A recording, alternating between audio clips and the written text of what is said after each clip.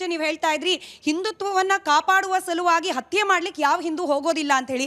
ಬೇರೆ ಎಲ್ಲೂ ಬೇಡ, ಕರಾವಳಿ ಭಾಗ ನಮ್ಮದೇ ಕರ್ನಾಟಕ, ಕರಾವಳಿ ಶಿವಮೊಗ್ಗದಲ್ಲಿ ಅನೇಕ ಮುಸಲ್ಮಾನ್ ಯುವಕರನ್ನ ಕೂಡ ಕೊಲ್ಲಲಾಗಿದೆ. ಅದ್ರ ಹಿಂದೆ RSS ಅಥವಾ ಹಿಂದುತ್ವವಾದಿ ಸಂಘಟನೆಗಳ ಹುಡುಗರಿದ್ದಾರೆ ಅನ್ನೋ ಆರೋಪ, ಅನೇಕರು ಜೈಲಲ್ಲಿ ಕೂಡ ಇದ್ದಾರೆ. ಇವರೆಲ್ಲ ಹಾಗಾದ್ರೆ ಯಾಕೆ ಕೊಂದ್ರು?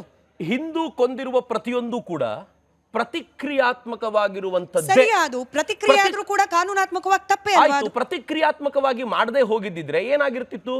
ಯಾರು ಕೊಂದಿದ್ದಾರೋ ಜೈಲೊಳಗೆ ಹೋದವನು 6 ತಿಂಗಳ ನಂತರ ವಾಪಸ್ ಬಂದು ತಿರುಗಾಡ್ತಾ ಇದ್ರೆ ಬೇಲ್ ತೆಗೆದುಕೊಂಡು, ಅವನ ಮನೆಯವರಿಗೆ ಅನ್ಸುತ್ತೆ ಸಹಜವಾಗಿ, ಇದು ಸಹಜವಾಗಿ ಮಾಡುವಂತ ಪ್ರಕ್ರಿಯೆ, ನಾನು ಅವ್ರನ್ನ ಸಮರ್ಥಿಸಿಕೊಳ್ಳೋದಿಲ್ಲ. ಆದ್ರೆ ಎಲ್ಲೂ ಕೂಡ ಅವನು ತಾನಾಗಿಯೇ ಮುಂದಕ್ಕೆ ಹೋಗಿ ಇಲ್ಲಿ ನಮಾಜ್ ಮಾಡ್ತಿರುವಂತ 500 ಜನರನ್ನ ಕೊಂದು ಬಿಡಬೇಕು, ಇದರಿಂದಾಗಿ ನನಗೆ ಸ್ವರ್ಗ ಸಿಗುತ್ತೆ ಅಂತ ಎಲ್ಲೂ ಕೂಡ ಒಬ್ಬ ಹಿಂದೂ ಭಾವಿಸಿ ಆ ಕೆಲಸವನ್ನು ಮಾಡಲ್ಲ. ನಾನು ಆ ಮಾತನ್ನು ಹೇಳ್ತಾ ಇರೋದು. ನೀವು ಉಲ್ಲೇಖ ಮಾಡುವಂತ ಪ್ರತಿಯೊಂದು ಕೂಡ ಪ್ರತಿಕ್ರಿಯಾತ್ಮಕವಾದವುಗಳೇ.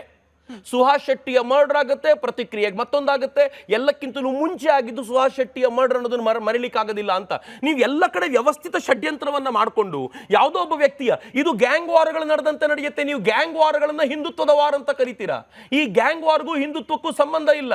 ಹಿಂದುತ್ವದ ವಿಚಾರಕ್ಕೆ ನೀವು ಬಂದು ಹೇಳೋದಾದ್ರೆ ಒಬ್ಬನೂ ಕೂಡ ಇದುವರೆಗೂ ಜೈ ಶ್ರೀರಾಮ್ ಹೇಳಲಿಕ್ಕೆ ನನಗೆ ಅವಕಾಶ ಸಿಗಲಿಲ್ಲ, ಅದಕ್ಕೋಸ್ಕರ ಕೊಲ್ತೀನಿ ಅನ್ನಲಿಲ್ಲ.